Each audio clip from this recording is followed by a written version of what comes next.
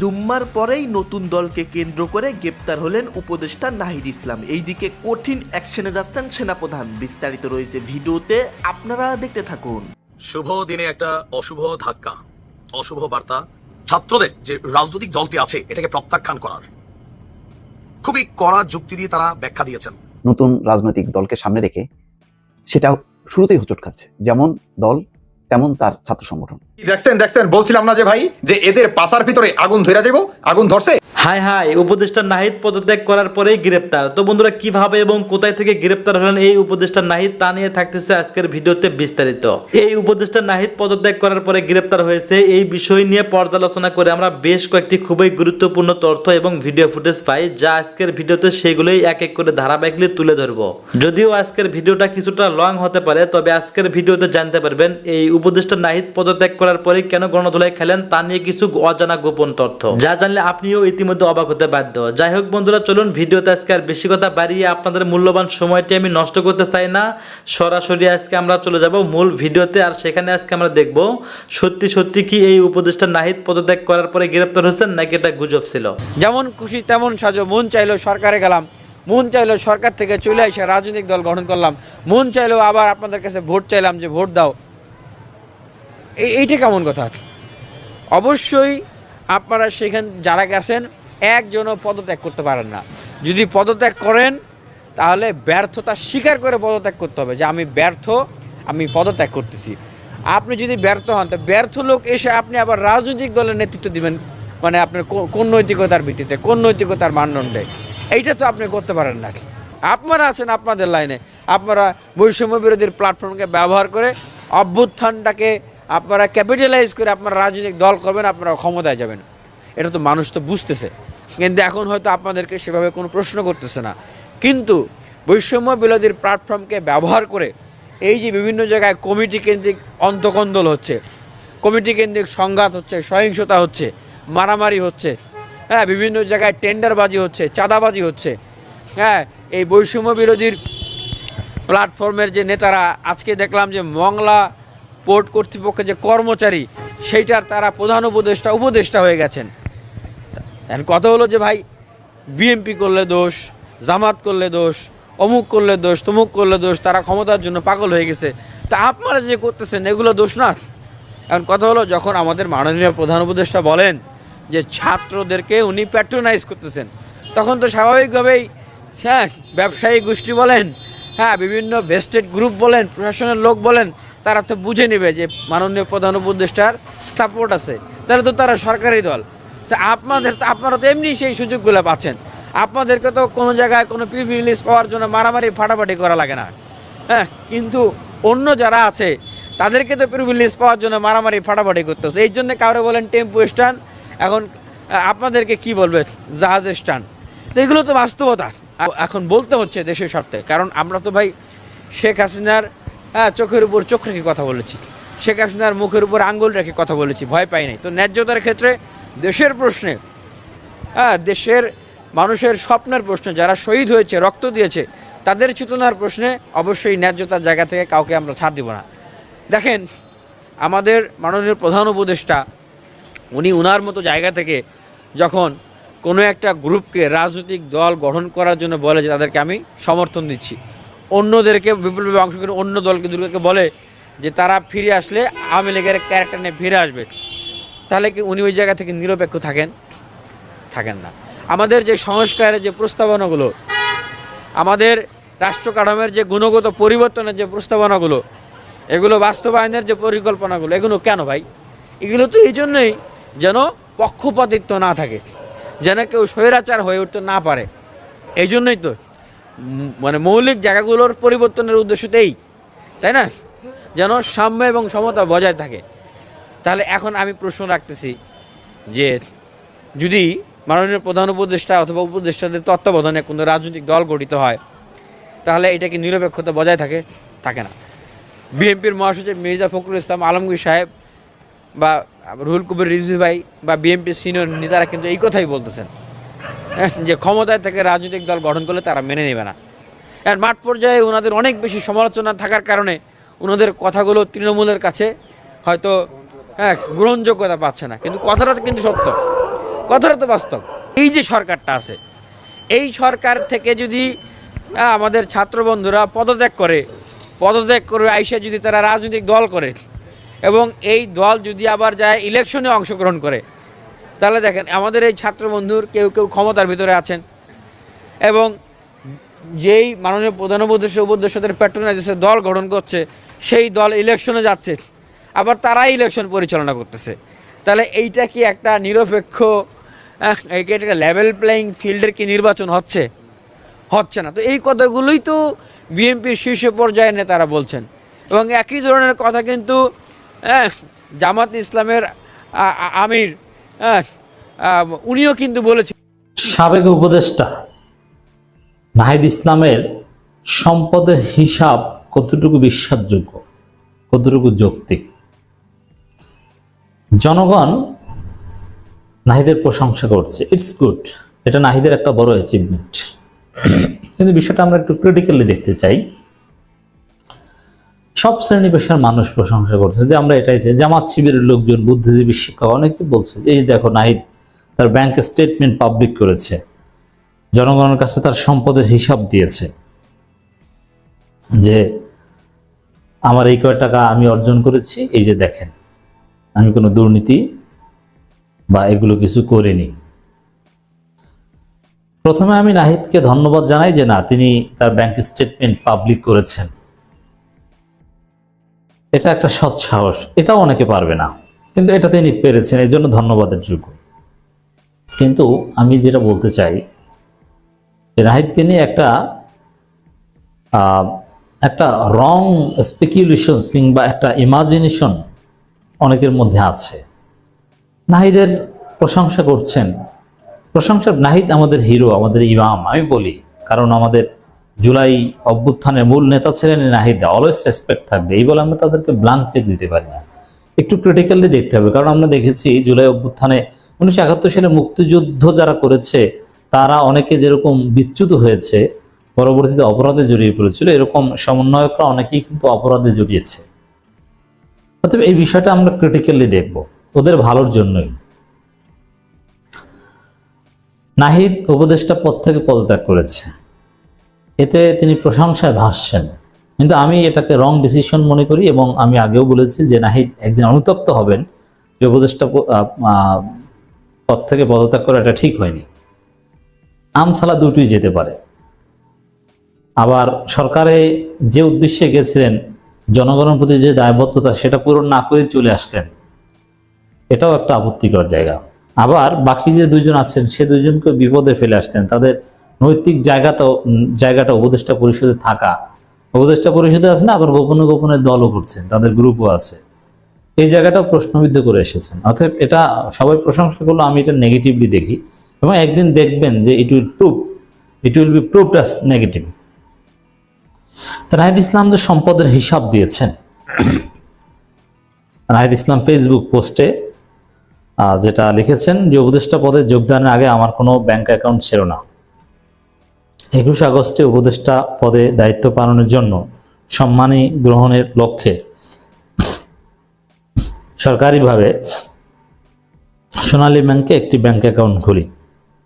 উক্ত অ্যাকাউন্টে 21 আগস্ট 2024 থেকে 26 ফেব্রুয়ারি 2025 পর্যন্ত লেনদেন হিসাব জনগণের কাছে উপস্থাপন করছি। উক্ত হিসাব 10,06,886 টাকা জমা হয়েছে এবং 9,96,188 টাকা উত্তোলিত হয়েছে।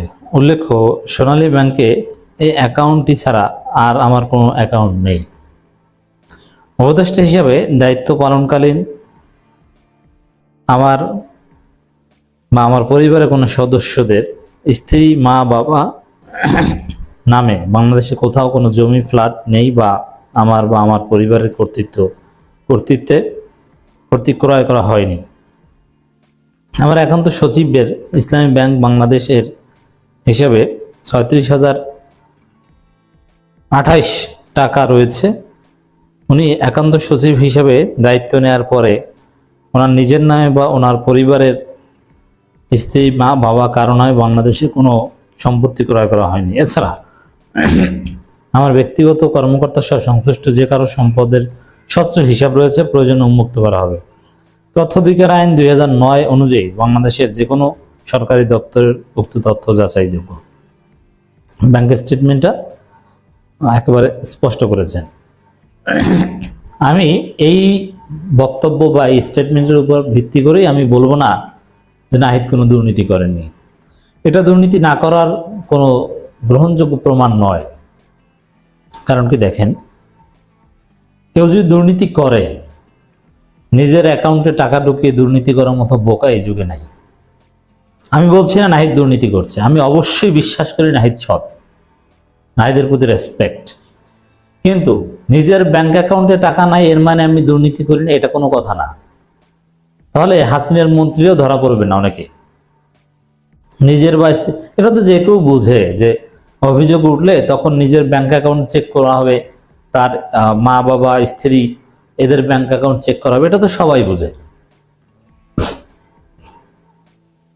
এই যে বাংলাদেশের ব্যাংকগুলো ফোকলা করে দিয়েছে, ইসলামী ব্যাংক থেকে শুরু করে বিভিন্ন ব্যাংক, ইসলাম গ্রুপ, তারা কি সরাসরি সবসময় তাদের নামের লোন নিয়েছে? না, বিভিন্ন নামে বেনামে। এখন কেউ যদি দুর্নীতি করে, শত শত কোটি টাকাও যদি দুর্নীতি করে, তাহলে সেটা তো নিজের নামে করবে না, নিজের পরিচিত বা একেবারে পরিবারের ঘনিষ্ঠ লোকজনের নামে করবে না, এমন কারো নামে বা এমন কোনো সিস্টেমে এই টাকাটা রাখবে বা সরিয়ে দিবে, অথবা ব্ল্যাক মানি হিসাবে রাখবে, যেটা ব্যাংকে রাখবে না, যেটা কেউ বুঝতে পারবে না। দুর্নীতি তো এভাবেই করা হয়। এত সরল নয় যে আমি দুর্নীতি করেছি, আমার অ্যাকাউন্টে আমি যেটা সরকারের বেতন নেয়ার জন্য যে অ্যাকাউন্টটা খুলেছি সেই সরকারি অ্যাকাউন্টে আমি কোটি কোটি টাকা ঘুষ নিলাম, এত সহজ? তা এটা তো কোনো দুর্নীতি না করার প্রমাণ হতে পারে না। দুর্নীতি করলে সেটা কোন চ্যানেলে কি সেটা তো এত সহজ নয়। সেটা অন্য কারো নামে, অদৃশ্য কোনো নামে বা অন্য কোনোভাবে রাখা হবে, যেটা বোঝা যাবে না, অথবা পাচার করা হবে। এই জন্য আমরা বলবো যে হ্যাঁ, আমরা নাহিদদের এই সৎ সাহস, ব্যাংক অ্যাকাউন্ট স্টেটমেন্ট পাবলিক করা, এগুলোকে আমরা স্বাগত জানাবো। কিন্তু ওই ব্যাংক অ্যাকাউন্ট পাবলিক করা মানে যে সে দুর্নীতি করেনি, এত সহজ সরল হলে ভাই আমাদেরকে নেতারা বোকা বানাবে। আপনি অন্য কোনোভাবে টাকা নিয়েছেন কিনা, তার পিএস, এপিএস তারা যদি টাকা পয়সা নেয়, তারা কি নিজ ব্যাংক অ্যাকাউন্টে নিবে? আর একটা সহজ হিসাব দেখেন, নাহিদের আগে কোনো ব্যাংক অ্যাকাউন্ট ছিল না, তিনি তার ব্যাংকে 10 লক্ষ সামথিং টাকা ঢুকেছে, তার মধ্যে 9 লক্ষ সামথিং টাকা খরচ করেছেন, সব উঠিয়ে নিয়েছেন। হঠাৎ করে আগে যেখানে টিউশনি করে চলতেন, হঠাৎ করে মন্ত্রী পাড়ায় থেকে, সরকারি বাসভবনের থেকে এত টাকা কিভাবে খরচ হলো বা কি, অনেক প্রশ্ন করলে করা যায়, সেদিকে আমি যাচ্ছি না, এটা তার অধিকার খরচ করা বৈধ আয় থেকে। কিন্তু এত সহজ সরল আমরা না হই যে ব্যাংক অ্যাকাউন্ট স্টেটমেন্ট দেখিয়ে দিল আর আমি দুর্নীতি করি না প্রমাণিত হয়ে গেল। না, এগুলো দিতে হবে। আমরা সবাইকে আহ্বান জানাবো যে সরকারের লোকজন আপনারা আপনাদের ব্যাংক স্টেটমেন্ট এভাবে পাবলিক করেন।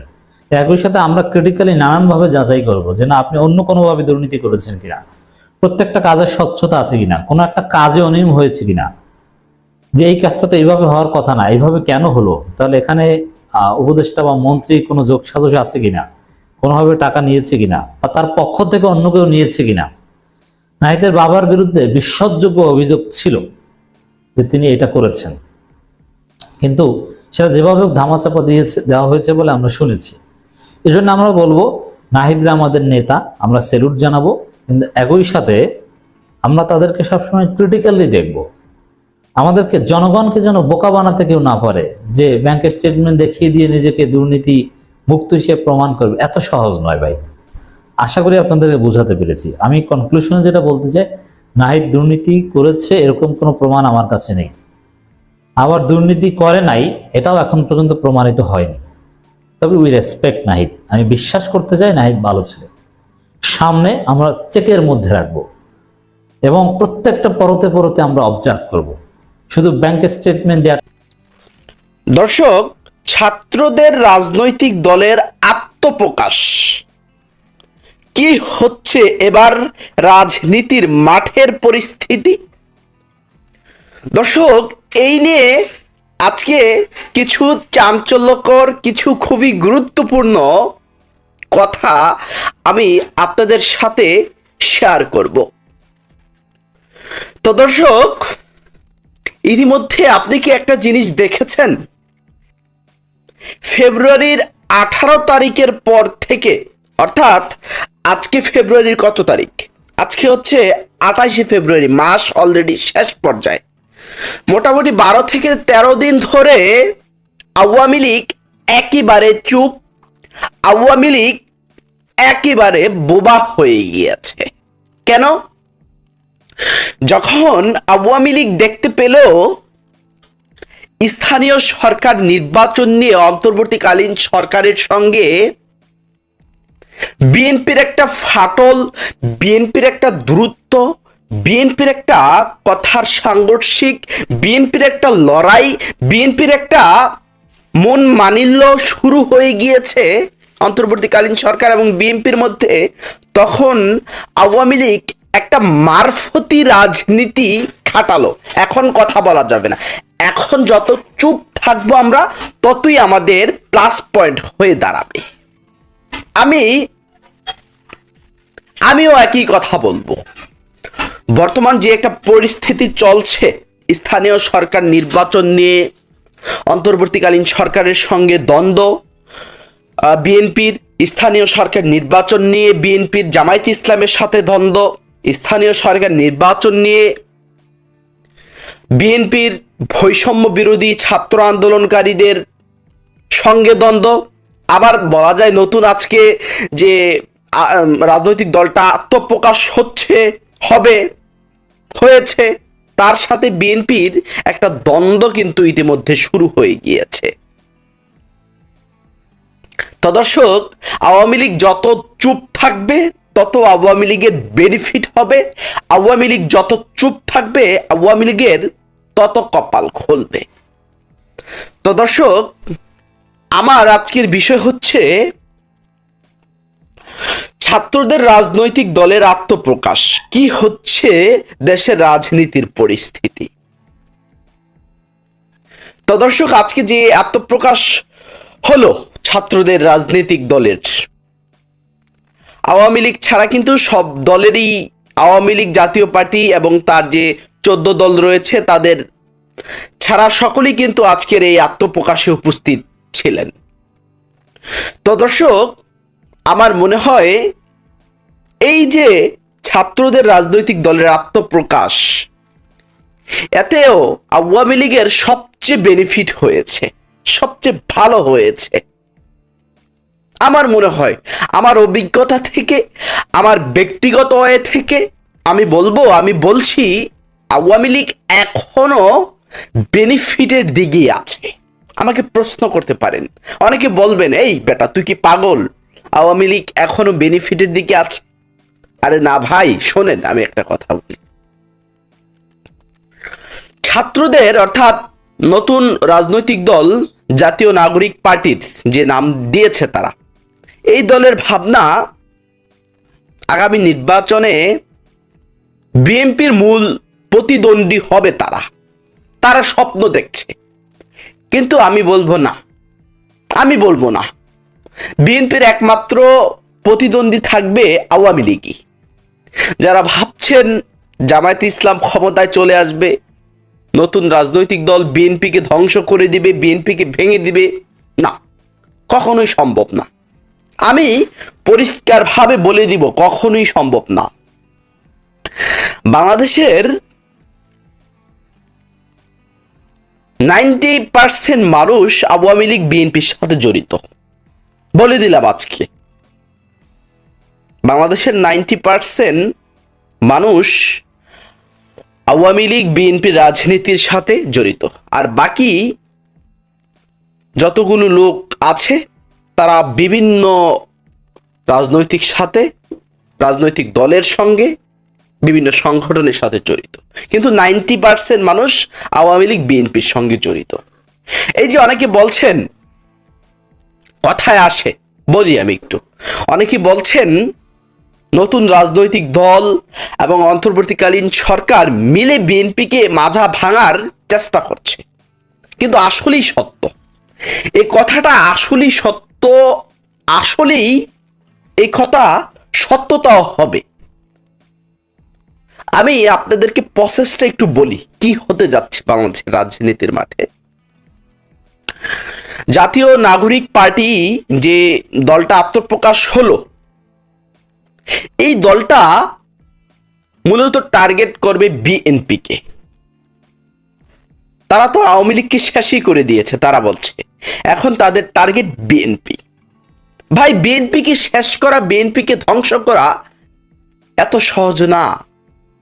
দিন শেষে যখন বিএনপির দেয়ালে পিঠ থেকে যাবে, বিএনপি আর পারছে না অন্তর্বর্তীকালীন সরকারের সঙ্গে, বিএনপি আর পারছে না জাতীয় নাগরিক পার্টির সাথে, যখন তারা পারবে না তখন বিএনপির নেতাকর্মীরা আওয়ামী লীগকে সুযোগ করবে রাজপথে নামার।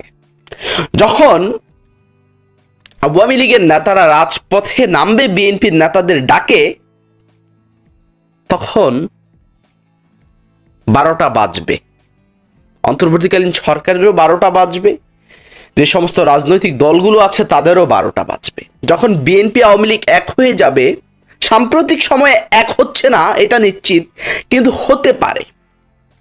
রাজনীতির যে ভাবমূর্তি, রাজনীতির যে পরিস্থিতি দেখা যাচ্ছে বাংলাদেশের, আওয়ামী লীগ বিএনপি শীঘ্রই এক হতে পারে, এক প্যানেলে কাজ করতে পারে, অস্বাভাবিকের কিছু নয়।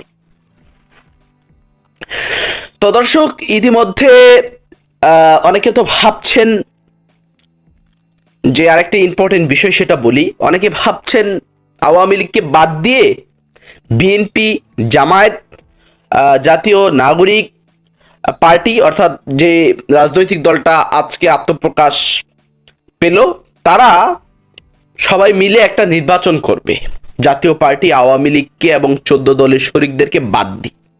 আমি বলবো যারা এই নলেজে, এই জায়গায় এখনো আছেন, আপনাদের মেন্টালিটি প্রবলেম আছে, আপনাদের মাথায় সমস্যা আছে, আপনাদের জ্ঞানে প্রবলেম আছে। ভাই, আপনি শেখ হাসিনার বিচার করতে পারেন, শেখ হাসিনাকে ভারত থেকে ধরে এনে ফাঁসির মঞ্চে ঝুলাতে পারেন, আওয়ামী লীগের রাবক বল যারা আছে তাদেরকে ঝুলাতে পারেন, আমরা আপনাদেরকে সেলুট জানাবো। তাই বলে দলকে পুরো নিষিদ্ধ করে দিবেন, দল রাজনীতি করতে পারবে না, দল নির্বাচন করতে পারবে না, এটা তো মগের মূল্য। বাংলাদেশের মধ্যে 30 থেকে 35% মানুষ আওয়ামী লীগের রাজনীতির সাথে জড়িত। তাহলে 30 থেকে 35% মানুষের গণতান্ত্রিক অধিকার আপনি কেড়ে নিলেন? এগুলো কখনোই সম্ভব না, এগুলো হচ্ছে পোপাকাণ্ডা কথা।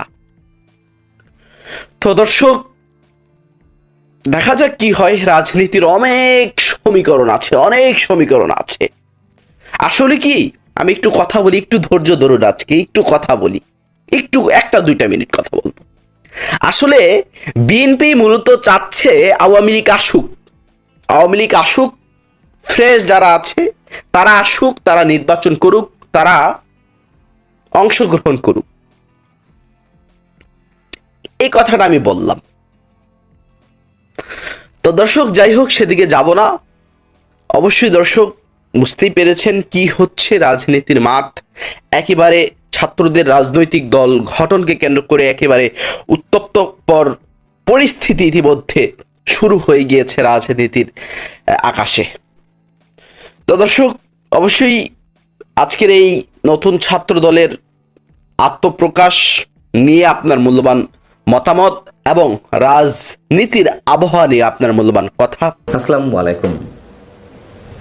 ছাত্রদের নতুন দল শুক্রবার আত্মপ্রকাশ করতে যাচ্ছে, যেটি তার চূড়ান্ত নামটি অবশেষে জানা গেছে, এনসিপি, ন্যাশনাল সিটিজেন পার্টি, জাতীয় নাগরিক পার্টি, অর্থাৎ জাতীয় নাগরিক কমিটি থেকে জাতীয় নাগরিক পার্টি। নাগরিক শব্দটা কিন্তু রয়ে গেছে এবং সেখান থেকে এই গুঞ্জনটি আরও তীব্রতর হচ্ছে। প্রশ্নটি যেটি গুরুতর আকারে উঠেছে, তাহলে কি 1/11-এর সময় জন্ম নেওয়া ডক্টর মোহাম্মদ ইউনূসের যে দলটি ছিল নাগরিক শক্তি, সেটিরই আপডেটেড কোনো ভার্সন কিনা?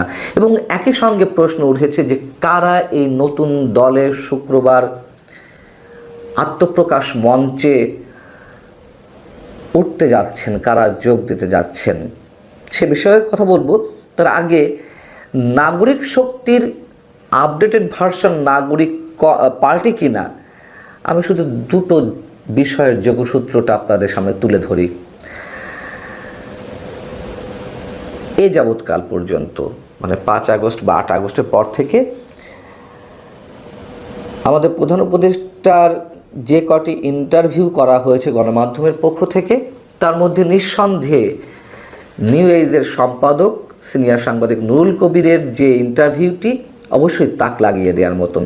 সেই ইন্টারভিউয়ের একটি জায়গায় প্রশ্ন ছিল নুরুল কবিরের, আমাদের তারিখটা আগে একটু মনে রাখা দরকার। এই ইন্টারভিউটা প্রকাশ পেয়েছিল 29শে ডিসেম্বর 2024-এর। তো সেখানে প্রশ্ন ছিল যে দলটি গঠন করা হয়েছিল 1/11-এর সময় নাগরিক শক্তি, সেই নাগরিক শক্তির সঙ্গে ছাত্রদের নাগরিক কমিটির চিন্তার বা ভাবনার কোনো সম্পর্ক আছে কি না, অর্থাৎ জাতীয় নাগরিক কমিটি যেটা করা হয়েছিল ছাত্রদের। ডক্টর মোহাম্মদ ইউনূসের উত্তর ছিল নাগরিক শব্দটা কমন আছে, তাছাড়া আমার সঙ্গে তাদের কোনো আলোচনা হয়নি, তারা শব্দটা কোথায় পেল আমি জানি না, আমার কাছ থেকে কোনো পরামর্শ নেওয়া হয়নি বা আমার সঙ্গে এই বিষয়ে কোনো আলাপ হয়নি, একেবারেই অ্যাভয়েড করেছিলেন আমাদের প্রধান উপদেষ্টা। কিন্তু 1 মাস পরে এসে দ্য ফিনান্সিয়াল টাইমস আন্তর্জাতিক গণমাধ্যম লন্ডন ভিত্তিক, সেইখানে আবার যে ইন্টারভিউটি প্রকাশ করা হয়েছিল, তিনি যখন সুইজারল্যান্ডের দাভোসে গিয়েছিলেন একটি অর্থনৈতিক সম্মেলনে যোগ দিতে, সেখানে দ্য ফিনান্সিয়াল এক্সপ্রেস তার ইন্টারভিউ করেছিল, যেটি প্রকাশ হয়েছিল 29শে জানুয়ারি। তো 1 মাস পর সেইখানে তিনি কিছু মন্তব্য করেছিলেন ছাত্রদের নতুন দল সম্পর্কে। সেখানে তিনি কি বলেছিলেন? তিনি বলেছিলেন যে ছাত্ররা বলছে, যে তার উদ্দেশ্যে বলছে, কেন আপনি আপনার বা আমাদের নিজস্ব দল গঠন করেন না, আমরা একটা সুযোগ নেব। তারা বলেছে আপনার কোনো সুযোগ নেই, এমনকি সংসদে আপনার একটি আসনও থাকবে না। কেন? কারণ কেউ আপনাকে চেনে না। আমি তাদের বললাম পুরো জাতি তাদেরকে চেনে। ছাত্র যাবা তিনি বলছেন, মানে তিনি যেভাবে কথাগুলো বলছেন আমি কোট আনকোট তুলে ধরছি, যদি আপনারা এই বিষয়টি জানেন তারপরেও। কারণ কেউ আপনাকে চেনে না, আমি তাদের বললাম পুরো জাতি তাদেরকে চেনে, ছাত্রদেরকে চেনে। তারা যা করতে চায় সে বিষয়ে তাদেরকে একটা সুযোগ দিই, সুতরাং এটি তারা করবে। তার মানে ডক্টর মোহাম্মদ ইউনূস সব ধরনের পরামর্শ দিয়েছেন, উৎসাহ দিয়েছেন, সাহস দিয়েছেন নতুন দল করার ক্ষেত্রে। তো নতুন দল করার ক্ষেত্রে তিনি এই সাহসটা বা এই উৎসাহটা তো ওই জানুয়ারিতে এসে দেননি, যেই সাক্ষাৎকারটি তিনি জানুয়ারিতে দিচ্ছেন 20, 22 বা 25 তারিখের দিকে। তো ডিসেম্বরে সাংবাদিক নুরুল কবির কাছে তিনি একেবারে অস্বীকার করলেন যে কোনো আলোচনা হয়নি। এবং ছাত্রদের এই দল গঠনের বিষয়টি তো 5 আগস্টের রাজনৈতিক পট পরিবর্তনের 1-1.5 সপ্তাহ পর থেকেই আলোচনায় এসেছে। যখনই আলোচনায় এলো তখনই ছাত্র নেতৃত্বের মধ্যে একটা দ্বন্দ্ব তৈরি হলো। কেউ চাচ্ছিল যে নতুন দল আসুক, কেউ চাইছিলেন যে না, নতুন দলের কোনো প্রয়োজন নেই, তাদের যেটি লক্ষ্য সেটি বাস্তবায়ন হয়ে গেছে, শেখ হাসিনা সরকারের পতন ঘটেছে। তো সেই জায়গা থেকে আরও একটু যদি সমীকরণ দিই, সেটি হচ্ছে এই নতুন দলে আহ্বায়ক কে হচ্ছেন? নাহিদ ইসলাম। মুখ্য সংগঠক বা সদস্য সচিব কে হচ্ছেন? আক্তার হোসেন। মুখ্য সংগঠক 2 জন, সার্জিস আলম এবং হাসান আবদুল্লাহ। উত্তর দক্ষিণাঞ্চল ভাগ করা হয়েছে দেশের। এবং নাসিরউদ্দিন পাটোয়ারি মুখ্য সমন্বয়ক। আচ্ছা, তারা যেই দল থেকে বা যে সংগঠন থেকে এসেছে, আন্দোলনটা তারা একসাথে হলো আন্দোলনে, সেটি কি? ছাত্র শক্তি।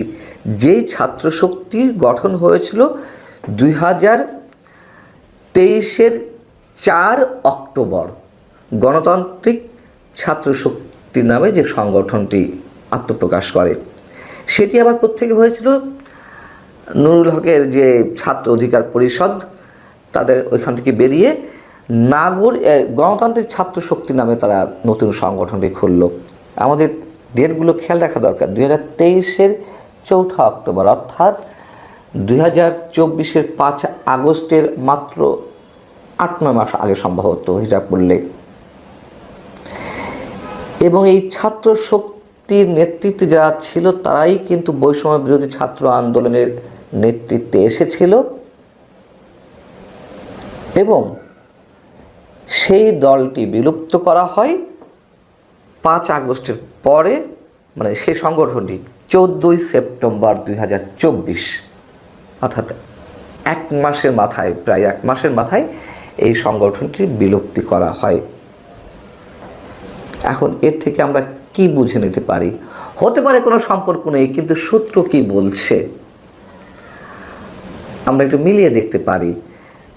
এক হচ্ছে, তিনি 1 মাস আগে যখন অস্বীকার করলেন 2024-এর ডিসেম্বরে নুরুল কবিরের কাছে যে না, তাদের সাথে কোনো আলোচনা হয়নি ছাত্র রাজনীতির বিষয় বা দল করার বিষয়ে, আবার 1 মাস পর এসে ফিনান্সিয়াল টাইমসকে তিনি বললেন যে তিনি উৎসাহ দিয়েছেন এবং উৎসাহটা আরও আগে থেকে নিশ্চয় দিয়ে আসছিলেন। ছাত্ররা যদি তার উৎসাহেই উৎসাহিত হয়ে থাকে, সেটি তো আগস্টের মাঝামাঝি বা আগস্টের শেষ থেকে 2024-এর। এবং গণতান্ত্রিক ছাত্র শক্তি কবে গঠিত হয়েছিল, কবে বিলুপ্ত হলো, সেটিও আমাদের একটু মিলিয়ে দেখা দরকার। যাই হোক, এখন এই ছাত্র শক্তির নেতৃত্বে কারা ছিলেন হচ্ছে মাহফুজ আলম, সরকারের অন্যতম উপদেষ্টা, ডক্টর মোহাম্মদ ইউনূসের বক্তব্য অনুযায়ী অন্যতম মূল মাস্টার মাইন্ড ছিলেন নাহিদ ইসলাম, ছিলেন আসিফ মাহমুদ। তারাই কিন্তু দৃশ্যপটে। এবং আরও একজন ছিলেন আক্তার হোসেন, তিনি এখন এই কমিটির নতুন যে পার্টি হতে যাচ্ছে সেটির অন্যতম মূল দায়িত্বে সদস্য সচিব। কারা যোগ দিতে যাচ্ছেন? খুব কি মহাবিস্ফোরণ ঘটানো হবে? যেটি জানা গেছে যে এখানে যোগ দিতে পারেন অবসরপ্রাপ্ত কিছু সাবেক আমলা, অবসরপ্রাপ্ত কয়েকজন সাবেক সামরিক কর্মকর্তা। এখন প্রশ্ন হচ্ছে যে যোগ তারা দিতেই পারেন এবং একই সঙ্গে যোগ দিবেন আওয়ামী বিরোধী আন্দোলনে দীর্ঘদিন ধরে যারা রাজপথে ছিলেন বিভিন্ন ছোট ছোট দলের, সেই ছোট দলগুলোর হয়তো কেউ কেউ এখানে যোগ দিতে পারেন। কিন্তু প্রশ্ন হচ্ছে যে মূল দায়িত্বপ্রাপ্ত ব্যক্তিদের নাম ঘোষণা তো হয়ে গেছে মূল জায়গায়, এইসব মানুষেরা বা ছাত্ররা তারা পদবি নিয়ে গেছে। এখন যারা যাবে সিনিয়র কোনো পার্সন, যদিও নাগরিক কমিটির নাম দেওয়া হয়েছে প্রথমে, সেই নাগরিক কমিটিতে কোন সিনিয়র সিটিজেনরা ছিলেন সেটি নিয়ে তো একটা প্রশ্ন রয়েছেই। এখন পরবর্তীতে এসে সেটি আবার জাতীয় নাগরিক পার্টি হলো, তার পদবি ভাগ বাটোয়ারা হয়ে গেছে। কোন এমন সামরিক কর্মকর্তা, সাবেক সামরিক কর্মকর্তা বা সাবেক আমলারা এতে যোগ দেবেন যে এসে তাদের অধীনে কোনো ছোটোখাটো পদ নিয়ে থাকবেন? আমার মনে হয় এমন কোনো চমক থাকবে না। যত বেশি ঢাকঢোল পেটানো হচ্ছে, আসলে তার প্রতিফলনটা আমরা তার উল্টোটাই তো দেখি, যত গর্জে তত বর্ষে না। এখনও পর্যন্ত মনে হচ্ছে, যদিও আমরা সত্যি শুভকামনা জানাই, যদি সত্যি সরকারের সাথে কোনো ধরনের সম্পৃক্ত ছাড়াই এই দলটি রান করতে পারে। কিন্তু যে সিমটমগুলো আমরা দেখেছি তাতে মনে হয় যে ইতিহাস বলে ওই ধরনের কোনো যোগসূত্র আছে তো বটেই। কিংস পার্টি হিসেবে তারা আসছে একেবারে সরকারের পৃষ্ঠপোষকতায়, নাহিদ ইসলাম এসে উপদেষ্টা পদ থেকে পদত্যাগ করে। ধন্যবাদ প্রিয় দর্শকবৃন্দ, আমাদের ফুল ভিডিওটি দেখার জন্য আপনাকে জানাই অসংখ্য ধন্যবাদ। তো বন্ধুরা, ইতিমধ্যে কিন্তু ভিডিও ফুটেজ দেখে আপনারা বুঝতেই পারছেন আজকের ভিডিওটা কতটা গুরুত্বপূর্ণ ভিডিও ছিল। যাই হোক বন্ধুরা, আজকের ভিডিওটা নিয়ে আপনাদের কী মন্তব্য? বর্তমান বাংলাদেশের মধ্যে যে বিষয়টি ভাইরাল হয়ে গেছে যে উপদেষ্টা নাহিদ পদত্যাগ করার পরেই গ্রেপ্তার, আসলে কিন্তু উপদেষ্টা নাহিদ পদত্যাগ করার পরে গ্রেপ্তার হয়নি, এটা একটা ভুয়া এবং গুজব। দয়া করে আপনাকে গুজবে কান দেবেন না, সমস্ত নিউজ দেখবেন, সমস্ত ভিডিও দেখবেন এবং সঠিক তথ্য তখনই জানতে পারবেন। ধন্যবাদ বন্ধুরা।